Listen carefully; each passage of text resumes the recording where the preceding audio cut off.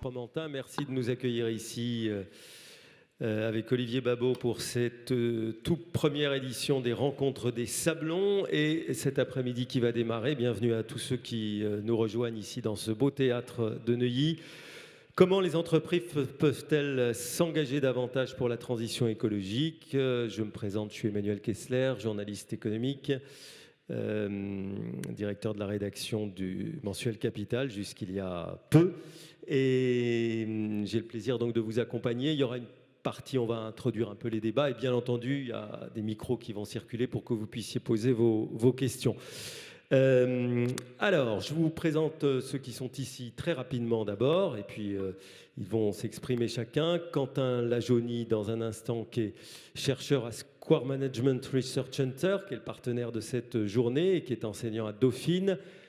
Raphaël Boroumeau, qui est membre du board du think tank Europanova, qui va fêter ce soir ses 20 ans, je crois. Mais c'est pareil, voilà. Et qui est économiste, professeur d'économie à la Paris School of Business. Alexandre Jost, qui lui est fondateur et directeur général de la Fabrique Spinoza, qui est, vous êtes de formation scientifique, ingénieur centralien et Berkeley, j'ai lu, voilà. La Fabrique Spinoza, qui est un think tank qui accompagne aussi, qui est présent tout au long de cette journée et qui a une vision originale de notre avenir économique. Géraud Guibert, conseiller maître à la Cour des comptes, qui a une vie politique dans les cabinets ministériels, qui est président aujourd'hui de la Fabrique écologique et qui vient de publier Le Grand Malentendu climatique aux éditions de l'Aube. Il y a un grand défaut dans cette table ronde, c'est qu'elle n'est pas tout à fait respectueuse de la parité. Voilà. Mais en revanche, en termes, je dirais, d'impact, nous avons quand même la chance d'avoir Ángeles García Poveda, qui est présidente du conseil d'administration de Legrand. Le leader mondial de l'équipement est à peu près présent dans 90 pays, 80 sites de production, plus de 8 milliards de chiffre d'affaires. On attend les résultats 2023 dans quelques jours au mois de février. Et 38 000 collaborateurs dans le monde. Voilà, pour ce qui est des chiffres clés, et qui est naturellement sur un secteur qui est aux premières loges de la transformation vers la décarbonation de notre économie et de nos industries. Alors d'abord, c'est comme ça que ça se passe pour tous les débats. On pose un peu le sujet, on va le faire avec vous, Quentin, pour nous dire, à travers vos travaux, notamment au sein du centre de recherche de Square Management, la manière dont aujourd'hui il faut poser cette question de cet engagement des entreprises dans la transition écologique, en sachant que l'ambiance, elle est plutôt aujourd'hui à tirer la contradiction entre économie d'un côté et écologie de l'autre, pas tant sur l'industrie, on le voit dans notre actualité d'aujourd'hui, que sur l'agriculture, mais au fond, c'est un peu la même question qui se pose. Complètement. Bonjour tout le monde. Bon, déjà, merci pour votre présence. Donc, j'ai cette lourde tâche d'introduire ce sujet de développement durable. Développement durable avec la question centrale qui est de savoir comment est-ce que les entreprises peuvent-elles contribuer davantage à la transition écologique. Alors, avant d'essayer d'apporter quelques éléments de réponse à cette question qui est quand même assez compliquée, je pense qu'il est important de rappeler pourquoi est-ce que c'est important de contribuer davantage à la transition. Quand on regarde le pourquoi, on peut regarder sur les dernières décennies l'activité de l'homme qui a conduit à une hausse des émissions de CO2. Et cette hausse des émissions de CO2 a des effets négatifs sur la planète, sur la société. On peut voir par exemple une hausse des températures. On a également un accroissement des catastrophes naturelles, une intensification de ces événements extrêmes.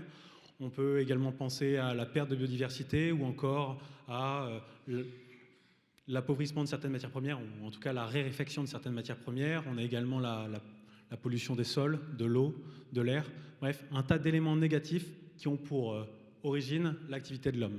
Et donc ça implique bien cette nécessité de contribuer davantage à cette transition. Si jamais je dois faire le parallèle avec quelques chiffres, on peut citer le rapport du GIEC qui, en 2021, parlait d'un budget carbone. Le budget carbone, c'est quoi? C'est la quantité de carbone qu'on a le droit de s'autoriser à émettre si on veut s'assurer que, dans un temps imparti, on n'ait pas un réchauffement de température qui excède un certain degré. Et donc dans son rapport en 2021, le GIEC parlait de 300 gigatonnes qu'on avait le droit d'émettre jusqu'en 2050. 300 gigatonnes, ça paraît peut-être assez énorme. En revanche, si jamais on regarde la réalité aujourd'hui, c'est à peu près 40 gigatonnes qui sont émises chaque année dans le monde. Ça veut dire qu'il y a 10% du budget qui chaque année sont consommés. Et donc ça veut dire qu'on se dirige vers une trajectoire qui est bien plus négative, et donc avec tous les effets négatifs que je vous évoquais avant, qui risquent de s'intensifier. Et donc maintenant qu'on a un petit peu posé le cadre du pourquoi, on va réfléchir au comment. Quels sont les leviers d'action?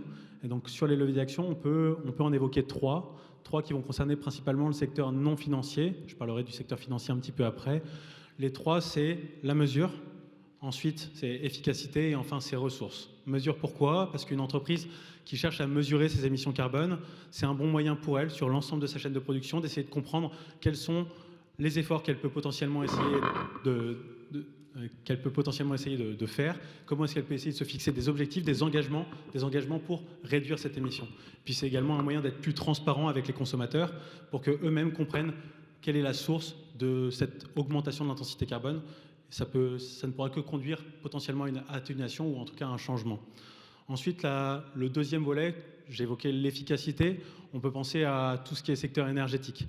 On peut penser donc à tout ce qui est production d'énergie plus verte, mais on peut également penser à de la rénovation énergétique. Donc c'est en fait faire en sorte que les passoires thermiques, qui sont très polluantes aujourd'hui, le soient de moins en moins, et qu'on ait donc une réelle avancée dans ce sens-là. Puis on peut également penser à des activités qui, dans l'entreprise, peuvent potentiellement passer par des réunions à distance pour éviter potentiellement des trajets longs en avion qui seront fortement émetteurs. Donc c'est aussi un axe d'amélioration. Et puis enfin, si jamais on parle des ressources, c'est pour faire écho aux matières premières et à la raréfaction de certaines matières premières. Si jamais on essaye d'activer ce levier-là pour une entreprise, ça va passer par potentiellement de la proximité, du local, pour éviter les émissions, mais c'est potentiellement également essayer de privilégier tout ce qui est économie circulaire. Pourquoi? Parce que c'est quelque chose qui va permettre potentiellement de ralentir cette raréfaction de matières premières, mais c'est également quelque chose qui va permettre d'atténuer la pollution des sols, de l'eau ou de l'air. Si jamais on parle du secteur financier, les acteurs financiers, ils ont un rôle considérable à jouer. Pourquoi? Parce que c'est eux qui financent l'économie, et donc en finançant l'économie, ils ont, on va dire, cette capacité à essayer d'entraîner les acteurs avec eux pour aller vers un monde un petit peu plus durable, un peu plus responsable, et donc essayer d'atténuer tout ce qu'on a pu évoquer jusqu'à maintenant, à savoir les émissions de CO2. Donc, par exemple, si on prend l'exemple d'une banque dans ses processus d'octroi, elle peut essayer de réfléchir à prendre en compte des critères environnementaux, des critères de durabilité. On peut penser également qu'un acteur de l'assurance pourrait décider d'arrêter d'assurer les secteurs les plus polluants, ou plutôt même d'engager un dialogue avec ces acteurs pour leur demander de mettre en place des engagements afin de continuer à les assurer, mais sous conditions. Voilà pour cette brève introduction. Je pense qu'il y a un point quand même qui est assez important, c'est que pour que tout ça se fasse, ça doit également passer par tout ce qui est formation et engagement au sein de l'entreprise, pour que l'ensemble des collaborateurs, que ce soit les salariés ou les dirigeants, aient bien conscience de ces enjeux et qu'ils puissent eux-mêmes être embarqués dans les engagements qu'une société pourrait se fixer. Et puis enfin, si on réfléchit aussi à décider, on va dire, avec un monde plus incertain, il faut aussi avoir en tête que les dirigeants doivent prendre en compte les critères financiers, qui sont aujourd'hui un bon driver de leurs activités, mais également tout ce qui est extra-financier, parce que ça ne peut aller que de pair. Il faut que ça aille de pair si jamais on veut que ça aille dans le bon sens. Voilà. Et du coup, je vais vous rendre... Merci Quentin d'avoir tracé ces quelques pistes sur la pratique des entreprises. Et j'en viens peut-être en me tournant vers Alexandre Jost, qui dirige la fabrique Spinoza. D'ailleurs, pourquoi la fabrique Spinoza d'ailleurs? Que vient faire Spinoza dans cette aventure? Eh bien, parce que Spinoza était un philosophe de la joie, et nous pensons que la joie est une manière de motiver, d'embarquer, de donner de l'espérance et une motivation profonde à tout voyage. Il y a un autre grand philosophe de la joie qui s'appelle Henri Bergson. Je fais ma pub parce que je lui ai consacré un livre qui dit tout philosophe, et pourtant il n'était pas du tout spinoziste, mais tout philosophe a deux philosophies, la sienne et celle de Spinoza. Donc voilà, c'est très, très inclusif. Et vous ne pouvez pas le dire, mais je sais que votre livre paraît le 14 février On n'a En pas poche. préparé ça Voilà. en poche, mais lui, il va pas le lire, mais moi, j'ai le droit de le dire. Donc, allez lire. Bergson, le penseur de l'imprévisible, chez Alpha, comme ça vous savez tout. Je reviens malgré tout à notre sujet, mais c'est pas si éloigné de ce qu'on vient de dire, parce que au fond, on a parlé là des entreprises, mais je voudrais aussi qu'on parle des individus, parce que est-ce que au-delà des actions, des axes, il n'y a pas quand même une question globale qui est posée à notre société sur nos comportements et sur la modification de nos comportements. Descartes disait l'homme peut se comporter comme maître et possesseur de la nature. Le comme est très important d'ailleurs, autant que la deuxième phrase, souvent on l'oublie. Et il disait aussi, mieux vaut changer ses désirs plutôt que l'ordre du monde. C'est-à-dire qu'il faut aussi s'adapter à un cycle de la nature qui ne permet pas tout. Dans la phrase de Descartes, on peut aussi noter qu'elle commence par l'homme doit. Et on pense qu'aujourd'hui, il faut dessiner des récits qui ne s'appuient pas uniquement sur les obligations morales, mais aussi sur des motivations plus profondes. Et l'approche de la Fabrik Spinoza, je m'appuie sur cette étude Nature, Santé, Engagement, vous pouvez la retrouver sur notre site, eh bien, c'est de dire que derrière tout chef d'entreprise, homme ou femme, se cache un être humain. Et nous cherchons à voir comment susciter une envie profonde chez cette personne, ce décideur économique, d'agir en faveur de la planète. Et la recherche nous éclaire là-dessus en définissant un concept assez étonnant qu'il nomme le O. Vous savez, de awesome, donc AWE, émerveillement, stupéfaction, fascination. Et ce mot désigne comment on se sent devant une nature grande, un glacier, une forêt verticale, une étendue d'eau sauvage. Lorsque nous vivons ce moment de reconnexion au vivant, très bref, eh bien, nous en ressortons, disent les chercheurs, avec un sentiment diminué de préoccupation de soi. Un sentiment et une envie d'engagement pour l'autre et pour la planète accrue. Et une manière de résumer ça, pour nous, c'est de dire on ne protège que ce que l'on aime, on n'aime que ce que l'on touche. Et donc nous pensons à la Fabrik Spinoza qu'un chemin inattendu et non moralisateur est pour l'ensemble des acteurs économiques en tant que personnes, eh bien, de se reconnecter au vivant. Alors là, tout le monde s'est dit très sympathique, on a pris notre après-midi, pas très opérationnel. Eh bien, Gérard Boss, le directeur de la biodiversité worldwide de l'UICN, vous savez, l'UICN, c'est l'organisme qui préfigure et organise les COP. Eh bien, Gérard Boss emmène des chefs d'entreprise, hommes et femmes, en montagne. Ils reviennent après avoir cheminé devant la grandeur du vivant avec un mot à la bouche qui est « reconnected ». Et le lundi matin, au travail, ils prennent des décisions qui sont plus pro-environnementales qu'ils ne l'auraient fait. Et donc notre philosophie, c'est de dire, et si nous imaginions un monde dans lequel nous trouvons des mécanismes opérationnels concrets du quotidien pour reconnecter au vivant les citoyens, et parmi les citoyens, les dirigeants économiques. Alors quelques idées là-dessus. La première, eh bien, c'est de dire, renaturons les espaces de travail. Alors oui, il y a du télétravail pour 60% des gens qui sont en capacité de le faire. Et pour autant, dans un état de fatigue chronique des travailleurs, eh bien, avoir du vivant au travail, c'est puissant. Il y a Thérapine qui a travaillé sur 14 principes biophiliques pour renaturer les espaces de travail, qui, au passage, pour parler cerveau droit, cerveau gauche, génère une plus grande efficacité, parce que restauration des capacités de cognition.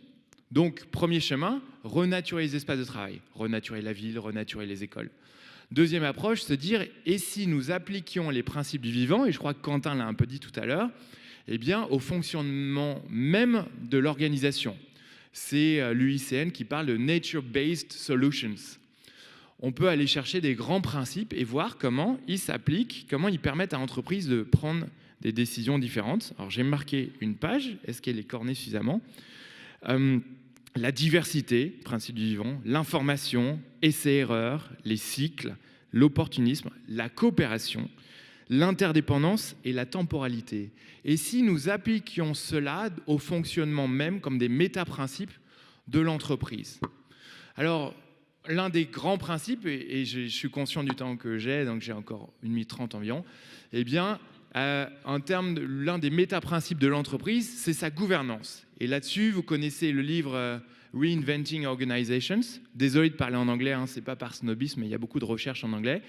Ce livre-là a été nommé par le New York Times le plus grand livre de management de tous les temps. Et il décrit les stades d'évolution de conscience des entreprises en terminant par le stade organique. c'est-à-dire un stade dans lequel chaque individu travailleur se comporte avec un maximum d'autonomie pourvu qu'il soit équipé d'une vision à laquelle il contribue. Et si on faisait rentrer une gouvernance biophilique dans les entreprises, un biomiméticien au CODIR, etc. Et je terminerai peut-être en disant que si on tire le fil de tout cela, la plus belle place à faire à la nature dans l'entreprise, dans l'organisation, c'est de se dire « et si c'était sa mission ?» Et l'entreprise à mission n'est plus une anecdote. 1 millier d'entreprises sont à mission aujourd'hui. Et sans que nous l'ayons vu, en tout cas peu parmi nous, eh bien, en décembre, l'Assemblée nationale a voté l'obligation de passer, certains vont avoir peur, de devenir entreprise à mission pour les entreprises privées gestionnaires d'EHPAD.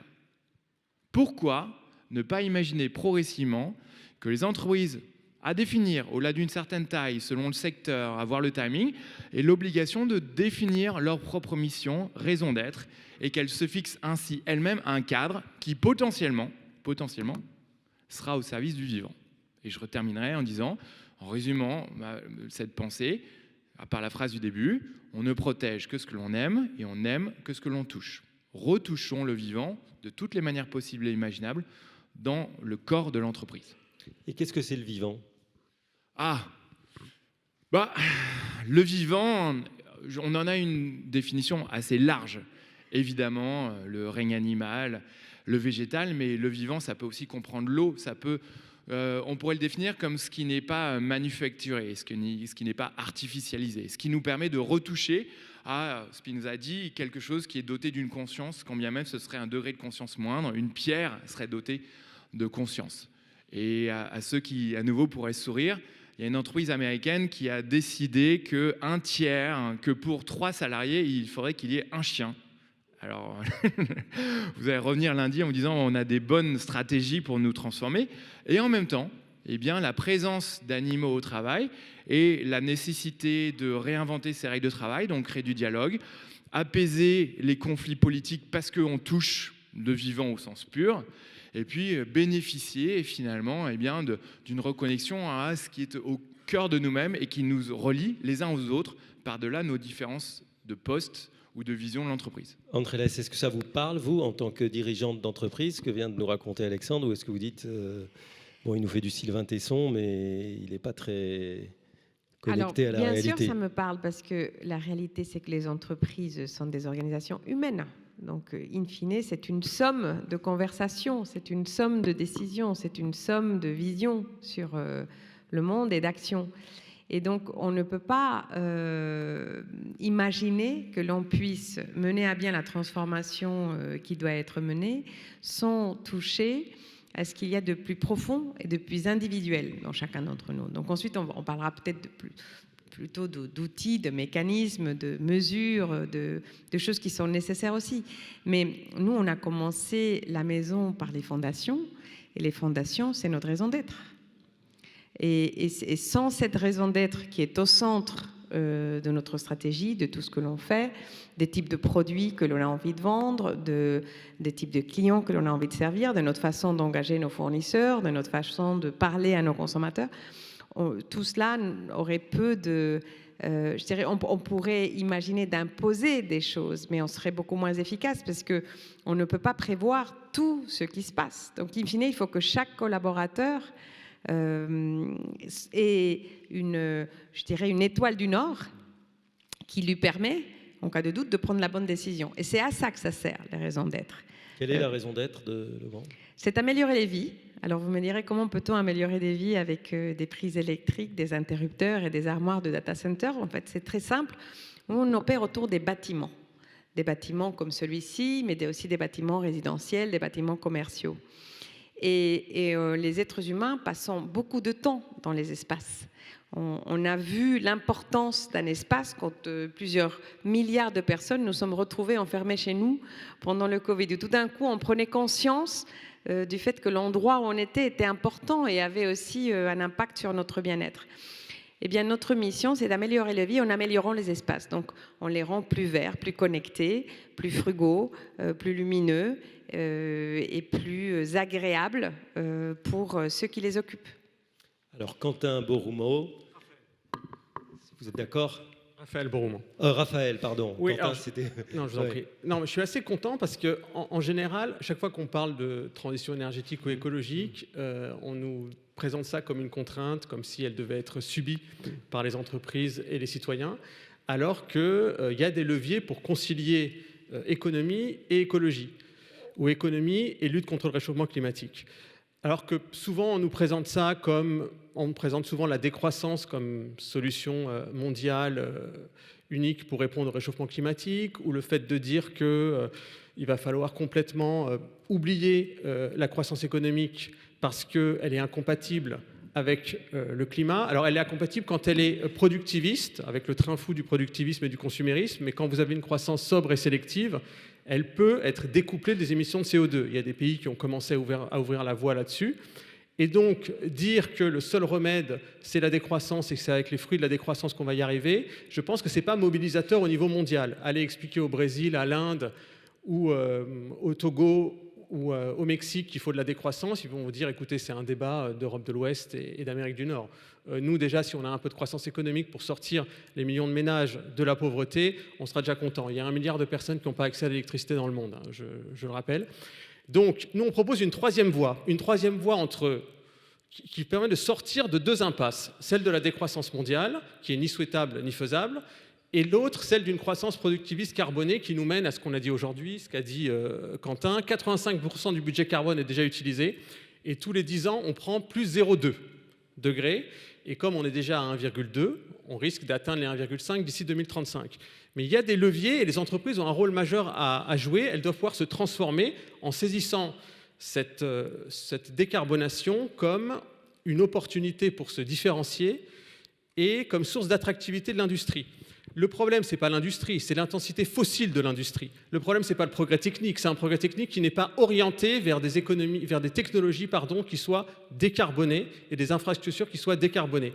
Donc faire de l'Europe, puisque j'interviens au nom d'un think tank européen, un îlot décarboné qui serait sans souveraineté, sans industrie, sans compétitivité et avec un pouvoir d'achat des ménages qui serait très faible, ce ne serait pas une transition énergétique réussie. Une transition énergétique réussie, c'est une transition énergétique qui contribue aussi à la souveraineté, à la compétitivité et à une qualité de vie des ménages. Et on a des leviers pour y arriver. Le problème, c'est que parfois, ces leviers ont été mal utilisés. Je ne vais pas revenir sur la taxe carbone et les gilets jaunes. Mais le problème, ce n'est pas le levier, c'est la méthode. Il y a des pays qui ont mis en place une taxe carbone en aidant les entreprises et en aidant les ménages, et ça ne s'est pas traduit par des mois de gilets jaunes, et ça a pu financer la transition. Donc le problème, ce n'est pas l'outil lui-même, c'est la manière dont on l'utilise. Alors il y a pas mal d'entreprises qui ont des prix internes du carbone. Elles se sont dit, nous, on ne va pas attendre de voir comment le marché européen du carbone va être à 5 € la tonne, 60 ou 70. Dès le début, elles se sont mis un prix interne du carbone pour allouer les investissements, la R&D et l'orienter. Alors maintenant, la question, c'est de savoir quel est le rôle du politique par rapport à ce cadre et pour les entreprises. Est-ce que le politique doit fixer un cadre et un cap? Alors je pense à la Commission européenne ou au gouvernement en disant voilà, il faut atteindre tel objectif de décarbonation et laisser aux entreprises, on va dire dans une forme de neutralité technologique, le choix des stratégies? Ou est-ce qu'il faut faire comme on l'a fait en Europe, et ce sera intéressant d'en discuter avec vous, imposer une technologie, comme c'est le cas pour les véhicules électriques, en disant on interdit la vente des véhicules thermiques en 2035, donc on donne un cadre d'investissement aux boîtes, mais est-ce que les boîtes européennes seront prêtes? Est-ce que face à une Chine qui est en avance sur les R&D actuels et les R&D futurs des voitures électriques, qui a un marché intérieur qui lui permet d'amortir ses dépenses de R&D, qui maîtrise 80% de la chaîne de valeur, et des minerais, des métaux qui sont nécessaires à cette transition, on sera capable, en tant que Français et Européens, d'y faire face. Il ne faudrait ne pas anticiper les nouvelles dépendances. Donc je pense aux dépendances en termes de métaux. Et substituer finalement la géopolitique de l'énergie, qui nous a guidés pendant 3 décennies et qui a amené à un système énergétique dominé à 80% par des énergies fossiles et un système électrique dominé aux 2/3 par des énergies fossiles, à une géopolitique de la transition énergétique et des minerais, parce que sinon vous substituez une dépendance à une autre, vous substituez des rapports de force énergétiques avec le Moyen-Orient par des rapports de force avec la Chine ou la Russie qui disposent de nombreux métaux. Donc tout ça, il faut l'anticiper. Et quand je vois ce que font les États-Unis avec le Inflation Reduction Act de 370 milliards de dollars, en se disant, nous, on n'a pas peur d'avoir une politique industrielle. Quand je vois la Chine, pays de tous les paradoxes, qui certes consomme énormément de charbon, mais qui est numéro 1 mondial dans les renouvelables, et l'Europe au milieu, entre ces 2 blocs offensifs protectionnistes, ces 2 titans, qui dit, écoutez, nous, non, il faut qu'on privilégie la concurrence, on va réformer le marché de l'électricité, mais il ne faut pas trop qu'on aide nos industries parce que sinon ça risque d'être, en termes de doctrine, c'est mauvais. On va se retrouver avec toutes les clean tech qui seront aux États-Unis ou en Chine et on sera finalement un marché, un débouché pour ces deux puissances. Donc je pense qu'on ne peut pas avoir de décarbonation sans politique industrielle, on ne peut pas avoir de politique industrielle sans subvention. Subvention, ce n'est pas un mot grossier.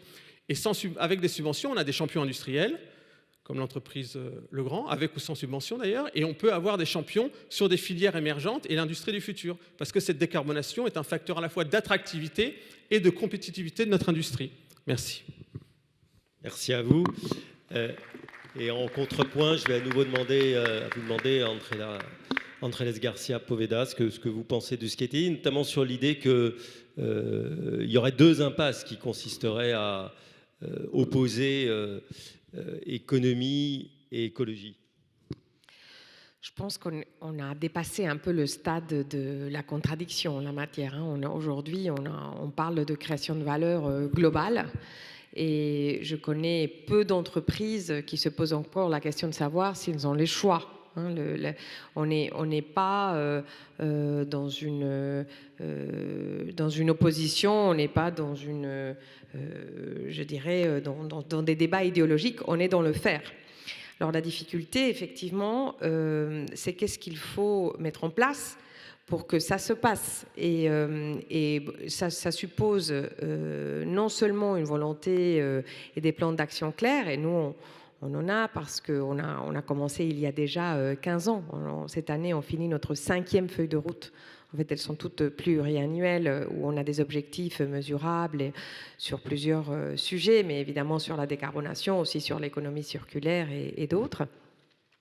Mais il faut aussi les technologies, il faut aussi les talents, il faut aussi un cadre réglementaire qui permette d'avancer, et il faut aussi la création d'écosystèmes et de filières, parce qu'en fait, on est tous dépendants des uns des autres.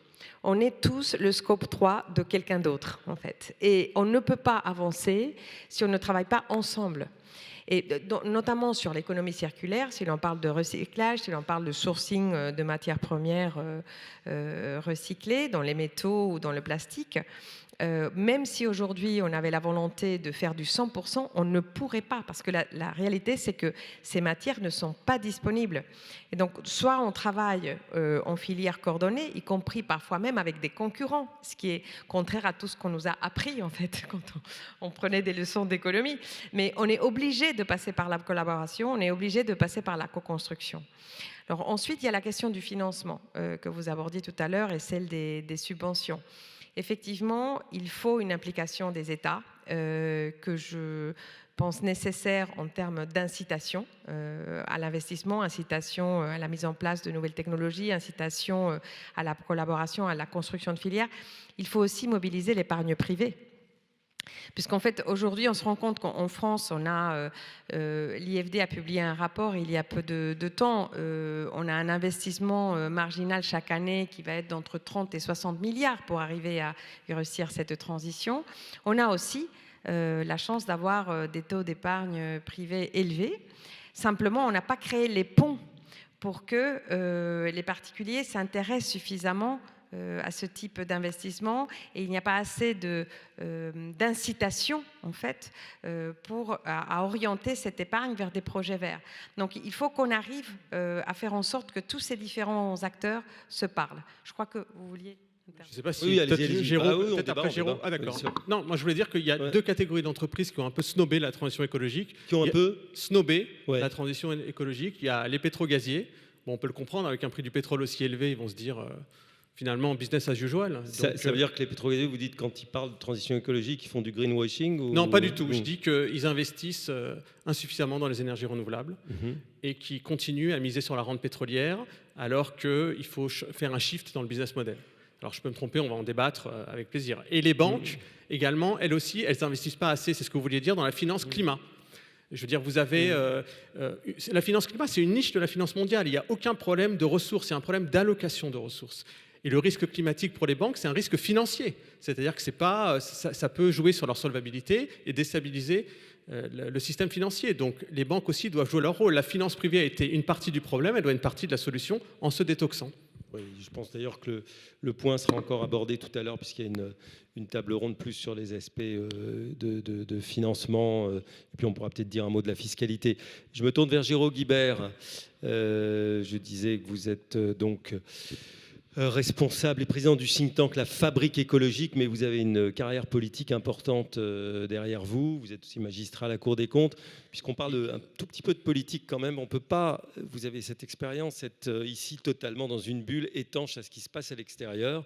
Parce que le mouvement qu'on est en train de vivre avec les agriculteurs, il est quand même symptomatique de quelque chose qui est en train d'exploser ou de la limite de ce qui a été imposé au nom de la transition écologique à une profession qui dit on nous a fait aller trop loin, on nous a fait aller trop vite. Et les mêmes citoyens qui aujourd'hui soutiennent les agriculteurs dans leurs revendications se sont dit aussi, bah oui, il faut éliminer les pesticides des cultures, etc. Donc on a l'impression de vivre ce nœud de contradiction. Certes, il ne faut pas opposer écologie et économie, mais là, je voudrais savoir quel est votre regard sur ce moment qui nous dit qu'entre une profession à qui on a mis beaucoup d'injonctions et qui n'arrive pas à les supporter avec la temporalité qu'on lui impose de suivre, et l'ambition qu'on peut avoir d'une agriculture plus responsable, plus agroécologique, on semble aujourd'hui dans un moment de tension assez exacerbé.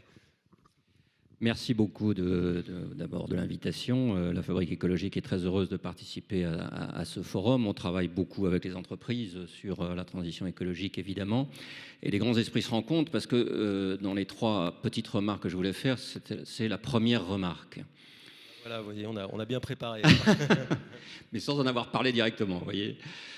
Première remarque, c'est que le contexte donne l'impression qu'il y a en effet une contradiction extrêmement forte entre l'action climatique ou l'action sur la biodiversité et le monde économique.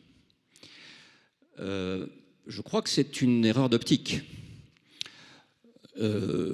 Évidemment, la transition écologique est stratégique pour la quasi-totalité des entreprises, y compris agricoles. D'ailleurs, je remarque dans la crise actuelle que les agriculteurs ne contestent pas la volonté d'aller vers une transition écologique. Ils contestent un certain nombre de modalités, de retard, de surtransposition, mais ils ne contestent pas la nécessité absolue d'y aller.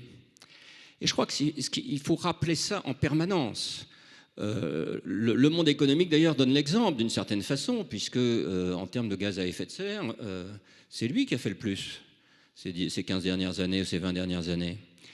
Et il y a une sorte de contraste, et je terminerai là-dessus ma première remarque, il y a une sorte de contraste avec cette situation, et une situation où, disons, on a l'impression dans le monde politique qu'il y a un certain nombre de forces ou de gens qui considèrent que c'est un sujet devenu négligeable ou que c'est un sujet qu'il ne faut pas aborder très directement avec des propositions très concrètes.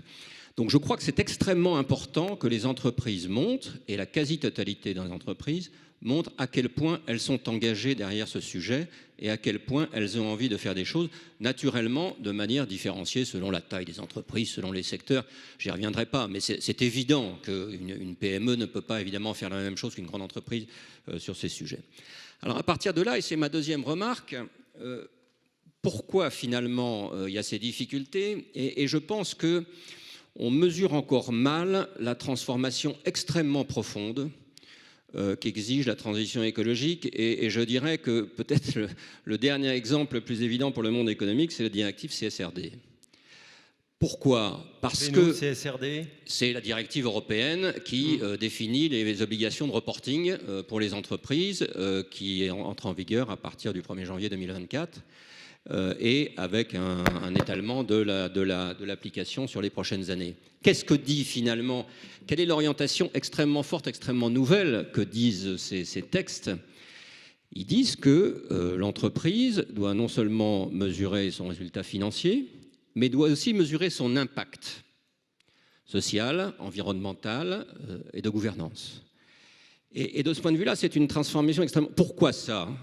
Pour une raison évidente, c'est que si elle ne le fait pas, et madame, vous l'avez très très bien rappelé, si elle ne le fait pas, évidemment, elle sera en décalage très vite avec l'évolution de la société, soit pour recruter, soit pour vendre des produits, soit pour faire face aux risques qui vont intervenir en matière climatique.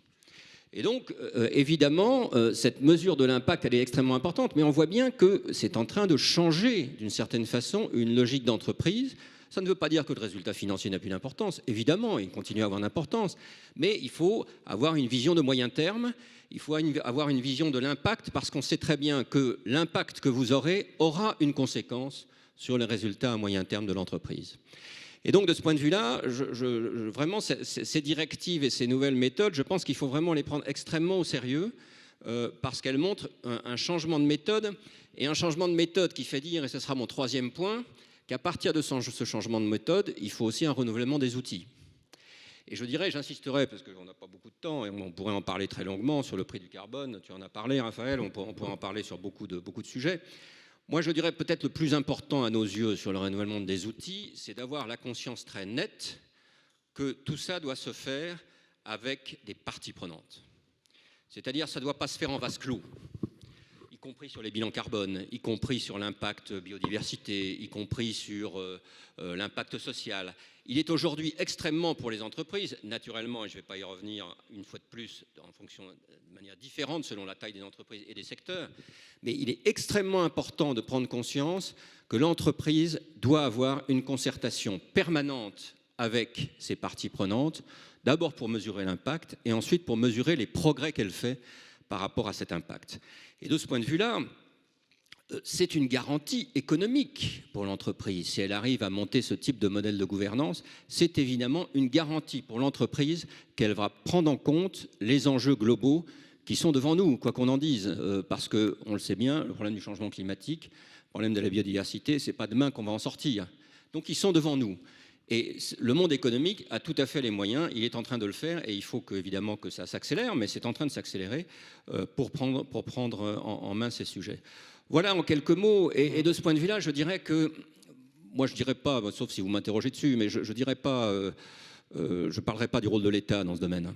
Je crois vraiment que c'est une nécessité pour l'entreprise d'aller dans ce sens-là, si on raisonne par rapport à son propre fonctionnement. Et de ce point de vue-là, ça devrait suffire, me semble-t-il, pour faire avancer les choses. Ça ne veut pas dire qu'ensuite, il n'y a pas toute une série d'incitations possibles, etc. Mais c'est d'abord ça, je pense, sur laquelle il faut insister.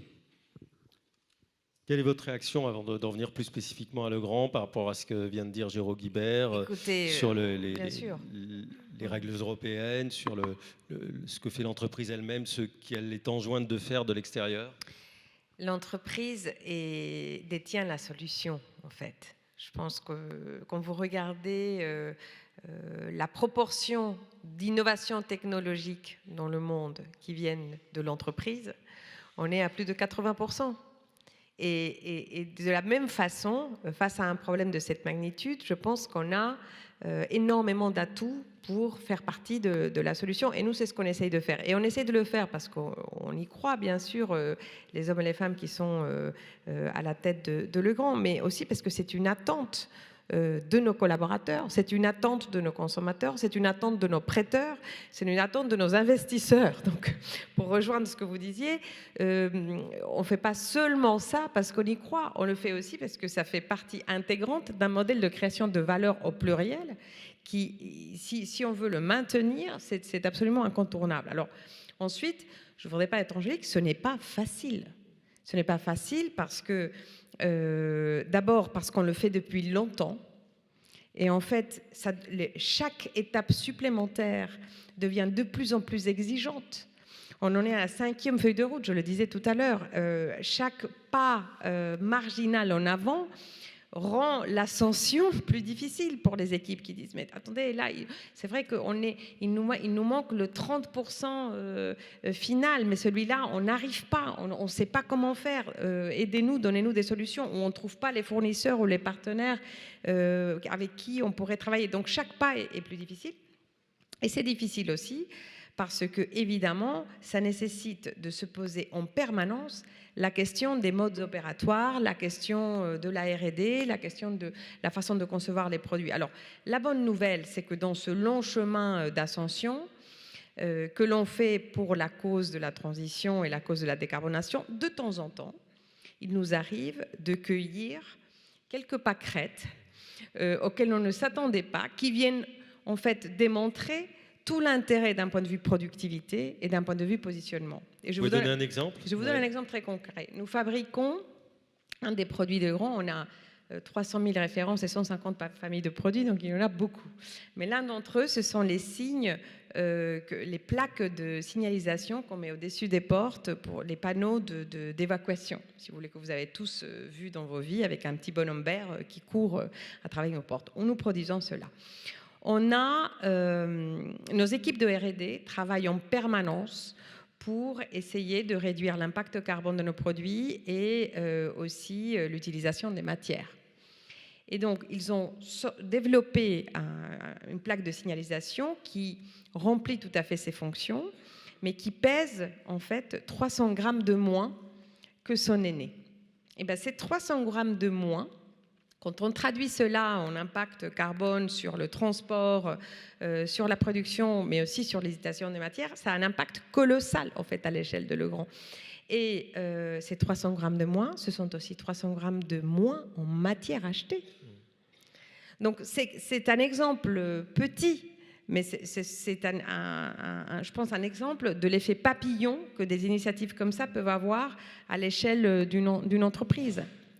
La même chose sur l'utilisation de l'énergie. Évidemment, on a lancé des initiatives sur nos sites de production, même si on n'est pas très énergivore par rapport à d'autres industries, pour réduire notre consommation énergétique. On le retrouve sur notre scope 1, mais on le retrouve aussi sur nos factures. Et la même chose sur le fait de chauffer nos bureaux à 19 depuis la crise énergétique. Donc ces changements de comportement, en fait, que l'on n'aurait probablement pas eu si nous n'avions pas eu cette feuille de route,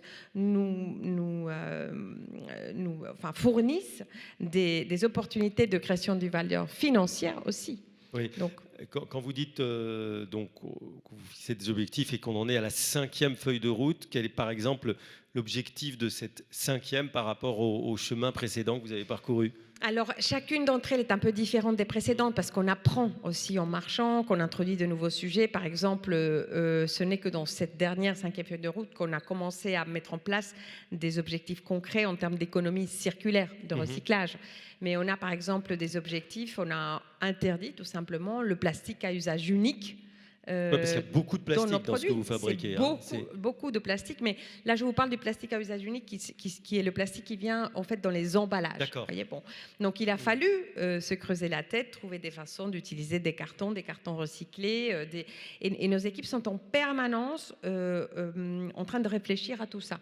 Donc on a 4 piliers. Sur les 4 piliers, 2 ont à voir avec l'environnement. Un, c'est sur l'économie circulaire et un autre sur l'impact carbone. Et donc, la prochaine se prépare. Elle est actuellement en pleine réflexion. Le conseil d'administration doit la revoir et l'approuver cette année.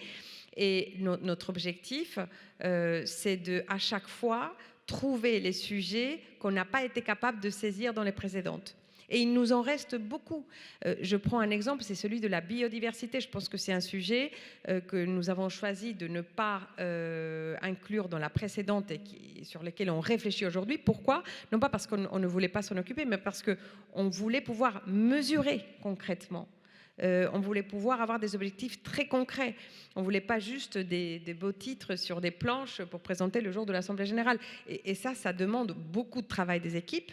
Ça demande beaucoup de travail de recherche, ça demande d'interroger beaucoup les parties prenantes, et c'est ce que nous faisons avec nos enquêtes de matérialité. Donc c'est un travail de titan derrière chacune de ces initiatives. Mais aujourd'hui, il fait complètement partie intégrante de notre façon d'opérer. Et en fait, on n'est vraiment pas les seuls. Pour revenir à vos remarques de tout à l'heure, aujourd'hui, on a complètement dépassé le stade de se demander si on devait... Et d'ailleurs, on me posait la question à une table ronde précédente de savoir si la crise énergétique nous avait poussé à stopper nos efforts. Est-ce que, parce qu'aujourd'hui, vous avez d'autres priorités? Eh bien non, parce que paradoxalement, l'augmentation très forte des prix de l'énergie que nous avons tous subie a rendu certains des projets que nous avions dans les cartons pour investir et pour changer les modes d'approvisionnement, les a rendus beaucoup plus rentables. alors qu'ils ne l'étaient pas auparavant. Donc en fait, on a des variables qui bougent en permanence. Il faut juste garder le cap. Il ne faut pas que l'étoile du Nord bouge. Mais ensuite, dans les modalités, dans la façon d'agir, on est obligé d'être très agile parce que le monde est en train de changer à toute vitesse. On a de nouvelles possibilités technologiques, on a de nouvelles routes qui sont ouvertes par d'autres. Et encore une fois, je reviens à la notion d'écosystème qui me paraît absolument essentielle parce que ce n'est pas quelque chose qu'on pourra faire seul. Ouais. Est-ce que vous souhaitez réagir à ce que vient de dire Antrelles, ajouter un mot de commentaire? Vas-y. En fait, j'ai pris le micro, mais je vais peut-être glisser de sujet et si tu as une réaction. Bon. J'allais dire que à la question de savoir quel est le rôle de l'État, des pouvoirs publics vis-à-vis du monde économique, il me semble qu'il y a un rôle de pilotage ou même de prise de hauteur qui est important. Et on a parlé de CSRD, on a parlé d'indicateurs. Il me semble que on devrait, dans la lignée de la commission Stiglitz-Senfitoussi, se doter à l'échelle nationale d'indicateurs qui établissent comment on se porte en tant que nation au-delà de l'économie. Et donc la commission s'appelait Commission pour la mesure de la croissance économique et du progrès social. Et nous, dans notre langage Fabrice Spinoza, on appellerait ça l'épanouissement citoyen, quelque chose de cet ordre-là. Et ça nous paraît important parce que finalement, ça serait une manière de réinterroger le mix d'activités, le mix sectoriel qui permet de délivrer le meilleur épanouissement, en tout cas de créer le cadre favorable à cet épanouissement. Pourquoi est-ce que je dis ça? Eh bien parce que il me semble que si on se livrait à cette analyse, on découvrirait que la production de biens matériels n'est pas nécessairement corrélée à un plus grand épanouissement. Alors, il y a beaucoup de travaux là-dessus. Il y a un article qui s'appelle « The Cost of Mispredicting Utility ». C'est Daniel Kahneman, le prix Nobel d'économie, qui dit « On est des très mauvais prédicteurs de notre utilité future, de notre bonheur futur ». Et finalement, on surconsomme des biens matériels en comparaison de biens relationnels, de biens expérientiels. Le mettre en avant via des indicateurs nationaux, ce serait guider une politique d'investissement derrière.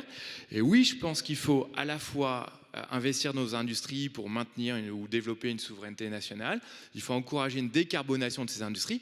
Mais il faut aussi se dire qu'il y a des secteurs d'avenir au sens de l'épanouissement et que les secteurs du service à la personne, de la culture, de l'information, du care, ces secteurs-là, les secteurs du vivant, sont des secteurs qui sont susceptibles de délivrer plus d'épanouissement et au passage, en plus, eh bien, de faciliter la décarbonation. Et je pense qu'on pourrait concilier les deux.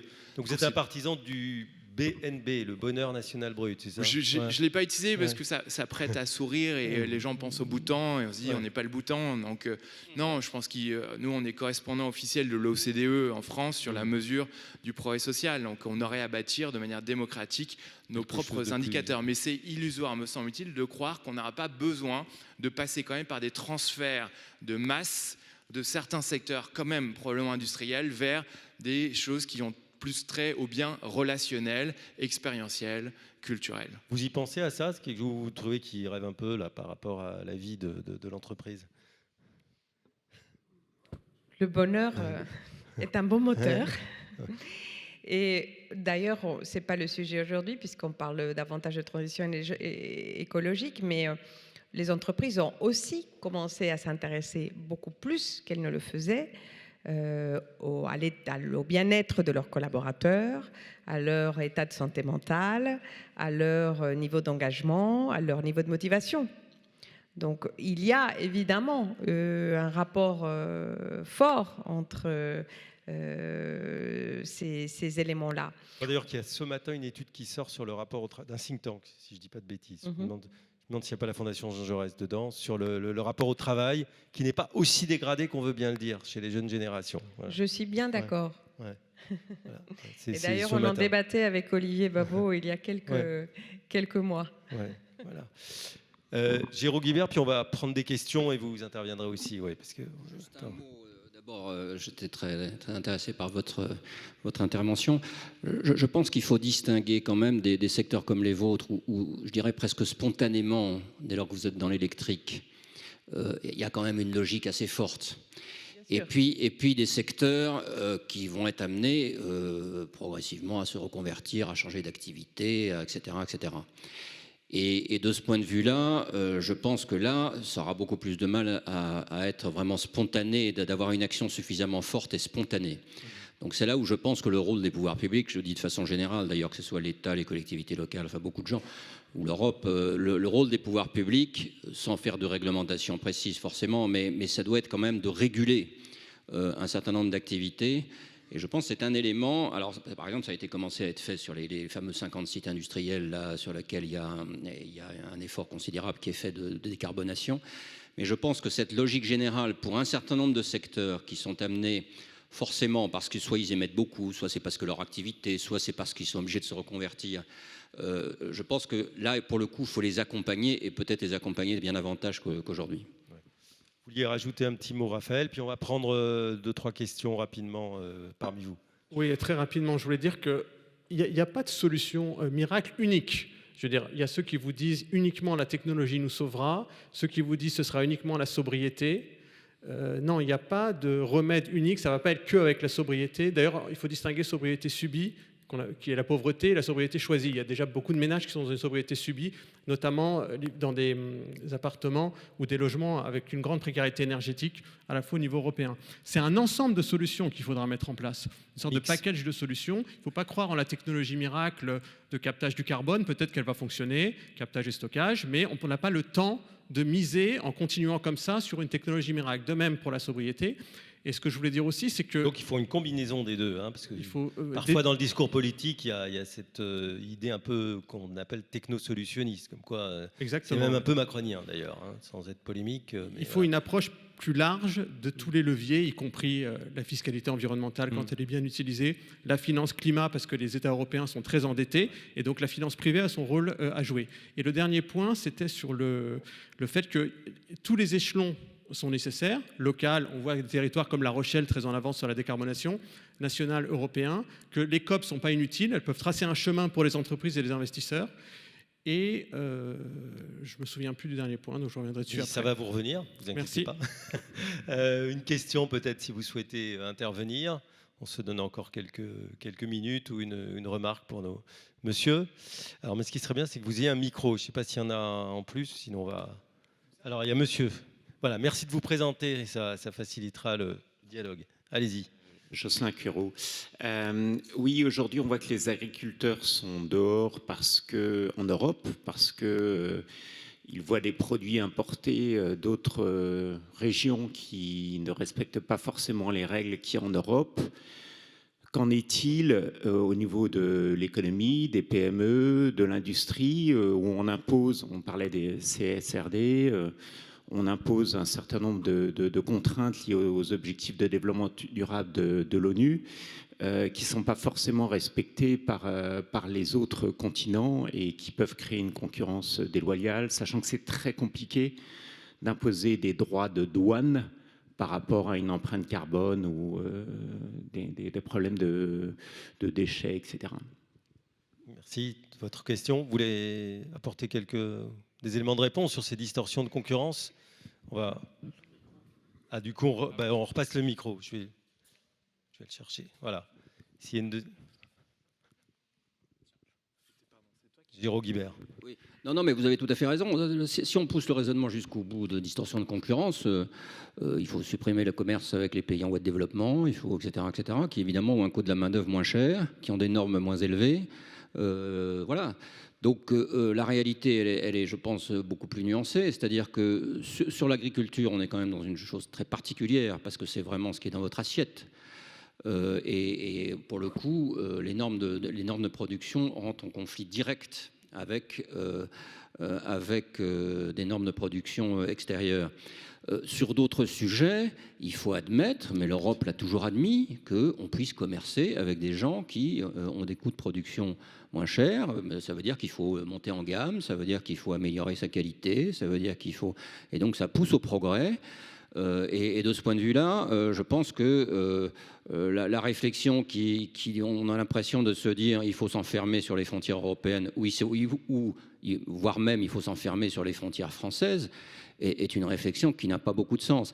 Ce qui est vrai par contre, c'est qu'il faut que dans les accords commerciaux, et ça c'est pas encore du tout le cas, quoi qu'on en dise, parce que la Commission européenne a bien du mal à évoluer dans ce domaine, dans les accords commerciaux, je m'en suis occupé dans une vie antérieure, très antérieure, il faut que ces accords ne soient pas uniquement de libre-échange sur les droits de Antoine, etc., mais qui soit aussi sur des engagements de trajectoire sur les accords de Paris, des engagements sur la qualité, en effet, d'un certain nombre de normes essentielles. Voilà, ça c'est très important.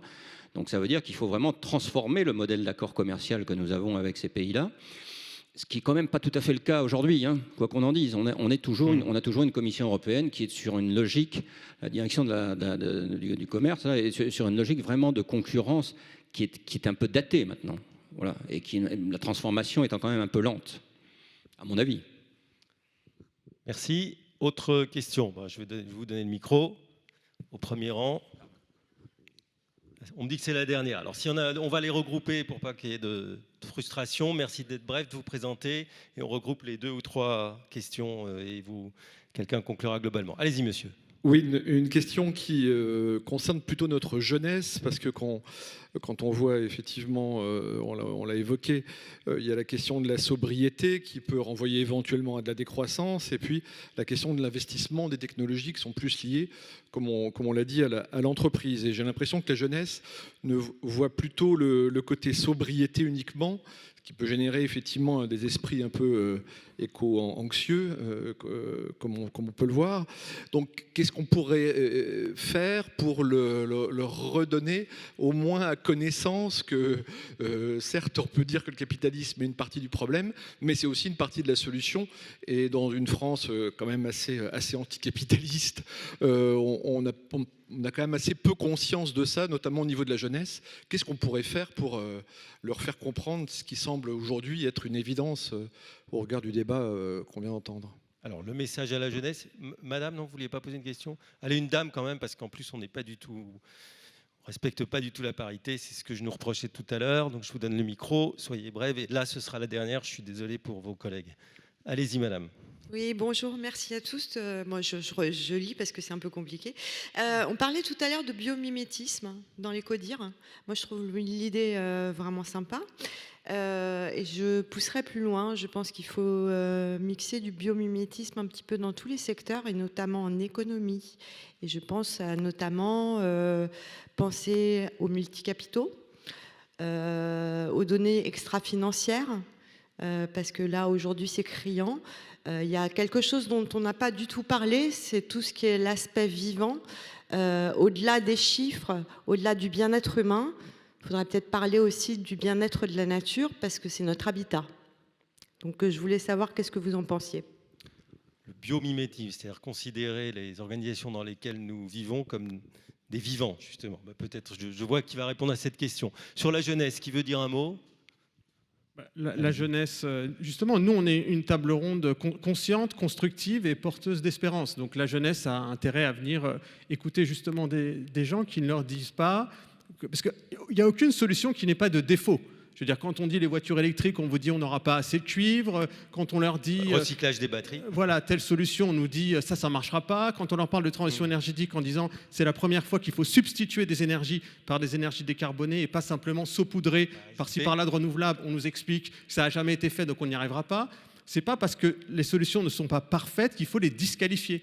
Donc s'il fallait en une phrase répondre à la jeunesse dont une partie est tétanisée parce qu'on lui dit voilà l'avenir qui vous attend, il y aura plus d'ours polaires et tout, il faut voir qu'à l'éco-anxiété, nous on préfère l'éco-conscience avec clairvoyance et lucidité. Comme disait Bergson que vous avez cité, alors je peux me tromper dans la citation, mais l'avenir sera ce que nous voudrons qu'il soit. Exactement. Voilà, donc vous n'êtes pas du tout trompé, bravo. Très bien, je vous remercie.